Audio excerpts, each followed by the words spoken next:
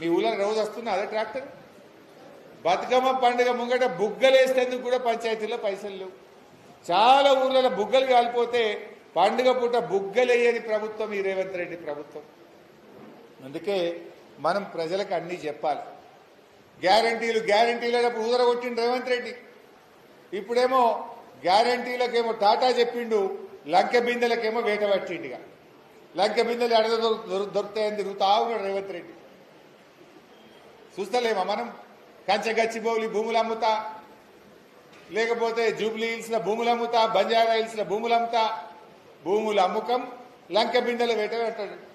గ్యారంటీల గురించి మాట్లాడతలేడు, లంకె బిందెలు వెనక తిరుగుతా ఉన్నాడు. ఇక ఇవాళ మనం ప్రజలకు చెప్పద్దా ఈ మాట? కేసీఆర్ ఉండగా 24 గంటల కరెంట్ అంటే ఇచ్చి చూపలేదా? ఇవాళ మోటార్లు కాలుతున్నాయి ఊళ్ళల్లో, యాజ్జేయని రైతులకు. పొద్దున 2 దాకా 3 దాకా కరెంట్ వస్తలేదు. అప్పుడు 11కే రాత్రి వచ్చేది. బరాబర్ ఒక సెకండ్ ముళ్ళు కూడా అటు ఇటు జరగకుండా నాణ్యమైన కరెంట్ వచ్చేది. ఇవాళ కరెంట్ ఎప్పుడు వస్తుందో ఎప్పుడు పోతుందో తెలుస్తలేదు. చాలా ఇబ్బంది అవుతుంది. రైతులకు మోటార్లు గాలుతున్న పరిస్థితి ఉన్నది.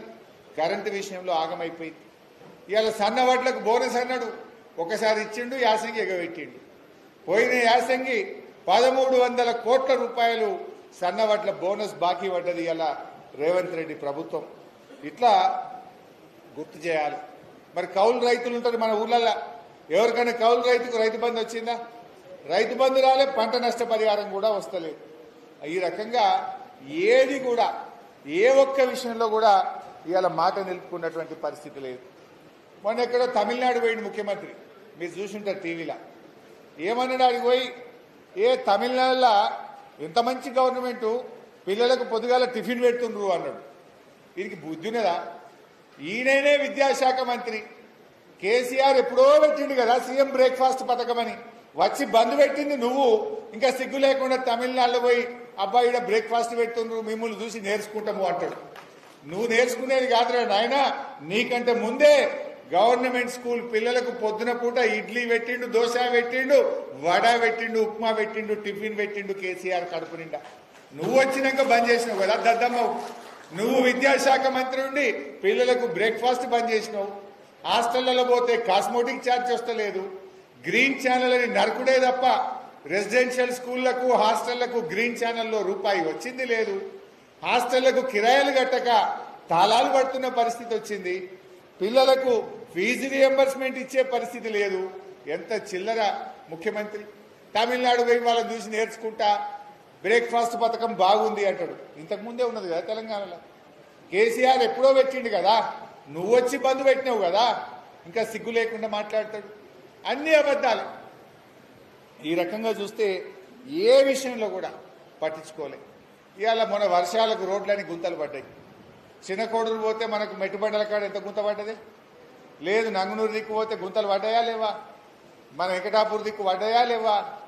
గుంతలు ఊడిసే తెలివి లేదు దీనికి. కనీసం రోడ్లు గుంతలు పడితే ఆయన కొమ్మట్టెడ్డి ఉంటాడు ఇక, నరకమంటే ఎంత దూరం అని నరుకుతాడు. ఏదైనా గుంత కనబడితే నాకు ఫోన్ చేయండి అన్నాడు. అసలు గుంత పడని రోడ్డు ఉందా ఈ రాష్ట్రంలో? నువ్వు వచ్చినాక ఏమన్నా ఒక్క గింత డాంబర్ పొక్కలన్నా ఊడిసినావా నువ్వు? డాంబర్ పోసి ఆగిపోయినాయి ఎక్కడ రోడ్లు అక్కడనే. ఆయన వాటర్లో నీళ్ళు కలిపిండో ఇలా నీళ్ళు కలిపిండో ఏమో కలిపిండిగా. అయితే ఇవాళ ఆయన ముఖ్యమంత్రి పోయి నిన్న కొబ్బరికాయ కొట్టిండి. అలా ఫ్యూచర్ సిటీ కట 4 లైన్ రోడ్ అట. ఇక్కడ సిటీ లేదు, ఇల్లే దిక్కు లేదు, దానికి 6 లైన్ల రోడ్ అవుతాడట. ఉన్న రోడ్లకేమో గుంతలు పడితే పూడ్చేది తెలివి లేదు. అంటే ఎవరి కోసం చేస్తున్నావు నువ్వు? ఆడ నీ భూముల ధరలు పెంచడం కోసం వేస్తున్నావు, నీ కాంట్రాక్ట్ల కోసం చేస్తున్నావు. నువ్వు ఎక్కడ వేయాలి? వర్షాలు పడి బ్రిడ్జిలు కొట్టుకపోయినాయి, రోడ్లు ఖరాబ్ అయిపోయినాయి. ఎవడు కాంట్రాక్టర్ అంటూ టెండరే ఎత్తలేడు. కనీసం ఈ రేవంత్ రెడ్డి ఈ పైసలు ఇస్తాడో ఇయ్యడో ఈ పర్సెంటేజీలు మాకు నడవేయని చెప్పి వాడు టెండర్ కూడా ఎత్తలేడు. టెండర్ వేసినా వాడు పని చేస్తలేడు. ఇదేమో ఇడిచిపెట్టిండు ఫ్యూచర్ సిటీకి రోడ్ ఎత్తా అంటాడు. ఉన్న రోడ్డు మంచిగా చేయాలి రేవంత్ రెడ్డి. ఫ్యూచర్ సిటీ తర్వాత చూద్దాం, పైసలు ఉంటే వెనకసీరి చేయి. ఈ ఉన్న రోడ్లని బండ పెడతావు, ఫ్యూచర్ సిటీకి 6 లైన్ రోడ్లు ఎత్తావు. ఎవరిని ఉద్ధరించడానికి చేస్తున్నావు, ఎవరి కోసం చేస్తున్నావో ఇవాళ మనం ప్రజలకు చెప్పాలి. ఇంకో అబద్ధం ఆడతాడు, పైసలు లేవంటాడు. మల్లన్న సాగర్కి 7,000 కోట్లతో మూసీల నీళ్లు పోతాను మన కొబ్బరికాయ కొట్టిండు. పైసలు లేవంటాడు. ఇల్లు లేని కాడికి 4,000 కోట్లతో 4 లైన్ రోడ్ వేస్తా అంటాడు. హైదరాబాద్లో 7,000 కోట్లతో టెండర్ పిలిచిండు. హెచ్ఎండిఏలో 10,000 కోట్లతో టెండర్ పిలిచిండు. 6,000 కోట్లతో ఎస్టీపీలకు టెండర్లు పిలిచిండు. మరి వాటికి ఉన్నాయి కదా పైసలు, మరి అవి ఆడికేళ్ళు వచ్చినాయి అంటే రైతులకు ఇవ్వమంటే లేవు, అవ్వాతాతలకు ఇవ్వమంటే లేవు, పిల్లల చదువులకు ఇవ్వమంటే లేవు. కానీ ఢిల్లీకి మూటలు కట్టడానికి, కాంట్రాక్టులకు కట్టబెట్టడానికి, బీహార్ ఎన్నికలకు డబ్బులు వంచడానికి బడా కాంట్రాక్టర్లకు మాత్రం బిల్లులు ఇస్తా ఉన్నాడు. ఇవన్నీ కూడా మనం గమనించాలి. ప్రజలకు మనం అర్థమయ్యేటట్టు చెప్పవలసినటువంటి అవసరం ఉంది. ఆ రాహుల్ గాంధీ పోయి ఇప్పుడు బీహార్లో చెప్తారట ఏమని, మేము 6 గ్యారెంటీలు తెలంగాణలో అమలు చేసినాం, రేపు గెలిస్తే బీహార్లో కూడా చేస్తా అంటారట. బీహార్ ప్రజలు ఇలా జాగ్రత్తగా ఉండాలి. రాహుల్ గాంధీ నమ్మితే మళ్ళీ తెలంగాణకు మరీ చూస్తలేడు, రేపు వాడు కూడా రాడు. అంత మోసం. ఈడ 6 గ్యారెంటీలు చేసినాక వాడికి పోతే చెప్పినావు అందం. ఈడెప్పుడన్నా రివ్యూ చేసినావా 2 ఏళ్లలో? అవ్వాతాతల 4,000 ఏమైందని అడిగినవా? రైతులకు 15,000 ఏమైందని అడిగినవా? ఆడపిల్లల స్కూటీలు అడిగినవా? 2 లక్షల ఉద్యోగాల గురించి అడిగినవా?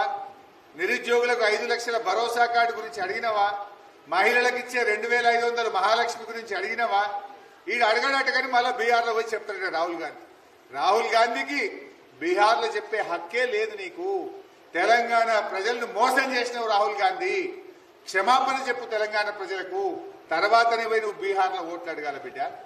ఈడ మోసం చేసి ఇంకా అడవై సిగ్గు లేకుండా చెప్తావా నువ్వు? ఇంకా బీహార్ ప్రజల్ని మోసం చేస్తావా? తెలంగాణను మోసం చేసింది చాలదా రాహుల్ గాంధీ నీకు?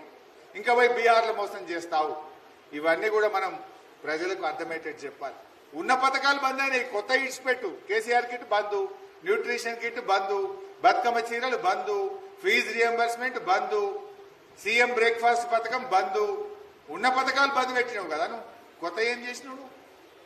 కాళేశ్వరం కూలిందంటాడు, మల్లన్న సాగర్కి వెళ్ళి హైదరాబాద్ నీళ్ళు తీసుకుపోతా అంటాడు.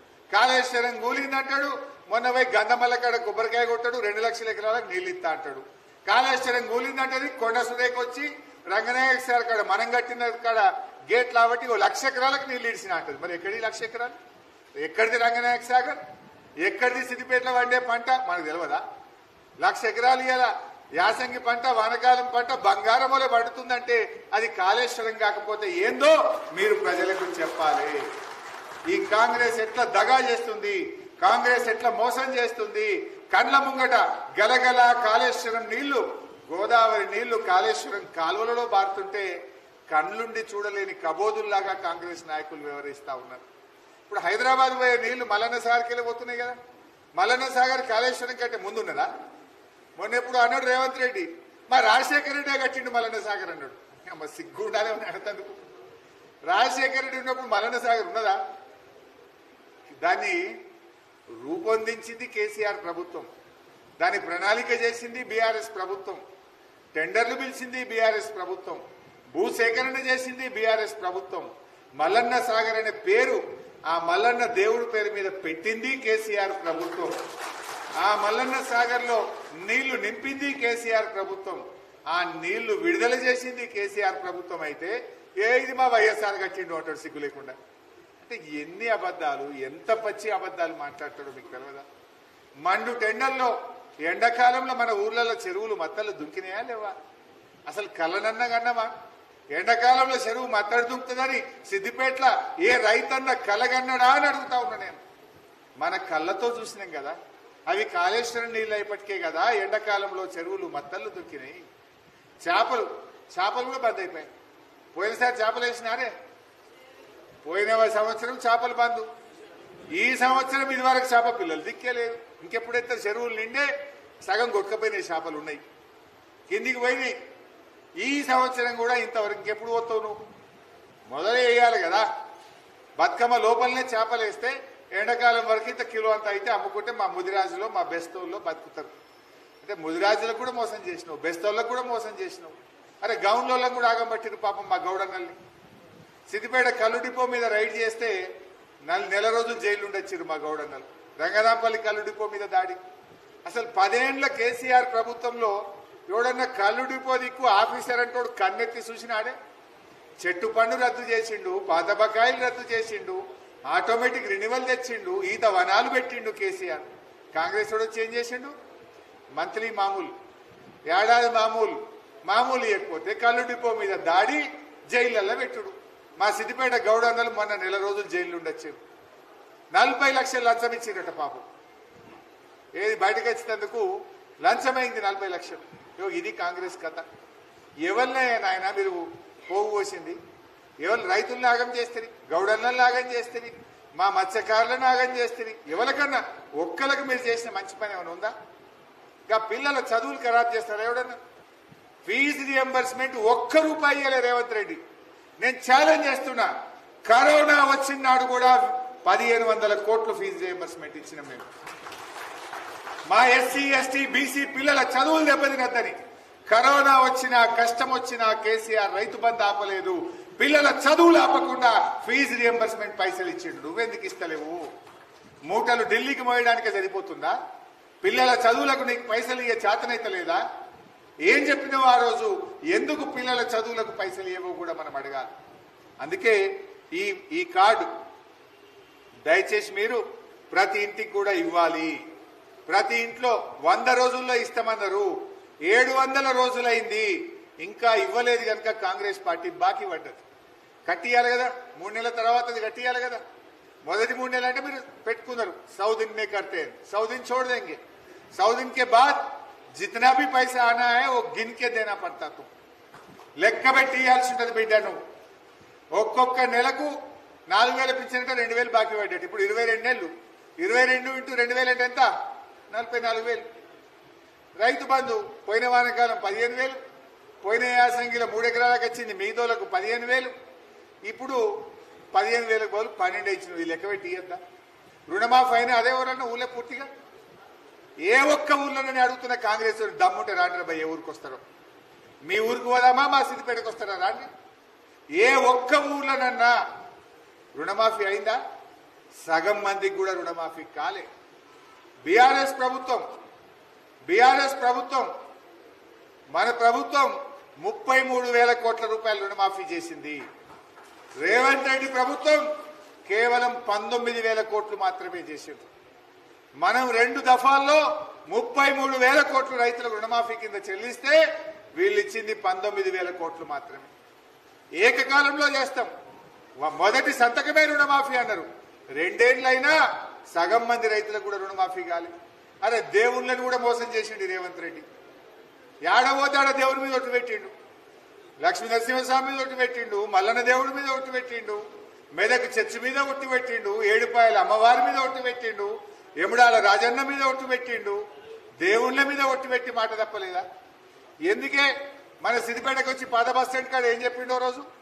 15 ఆగస్టు కల్లా రుణమాఫీ చేస్తా, సిద్దిపేటలో వచ్చి 1,00,000 మందితో మీటింగ్ పెడతా అన్నాడు. 15 ఆగస్టు పోయింది, మళ్ళీ 15 ఆగస్టు పోయింది. ఏడవాయనే పత్తకలేడు. ముఖం ఉందా? వచ్చే ముఖం ఏం మాట్లాడినావు నువ్వు ఆ రోజు? 15 ఆగస్టు కల్లా చేస్తాను మా సిద్దిపేట చౌరస్తాల బస్ స్టాండ్ కాడ చెప్పినావు కదా. మరి 15 ఆగస్టు బాయ్, మళ్ళీ 15 ఆగస్టు బాయ్, ఇప్పుడు డిసెంబర్కి రాబట్టి 2 ఏళ్ళు నిండబట్టే. ఎటు బాయ్? మాట్లాడేటప్పుడు ఏమైనా కొద్దిగానే ఉండాలన్నా వద్దా నీకు? ఏమైనా చీము నెత్తురు ఏమైనా కొద్దిగా లజ్జ ఉన్నదా నీకు? ఏమనుకుంటారు జనం? అరే నేను మాట తప్పితే పురాగర ఇజ్జత్ పోతుంది అనేది కొద్దిగానన్నా కడుపులో రక్తంలో ఉండాలన్నా వద్దా? మనిషికి మాట్లాడితే ఆలోచించుకోవాలి కదా. పురాగా పలసగా అయిపోతా, నేను పచ్చిపులుసు అయిపోతా, ఆగమైపోతుంది, నన్ను ఎవరు నమ్మడు, నన్ను చూస్తే నవ్వుకుంటారు, జోకులు వేసుకుంటారు అనన్నా కొద్దిగానన్నా లీడర్ అంటే నీకు ఉండాలన్నా వద్దా? అంటే ప్రజలు అంత అమాయకులా?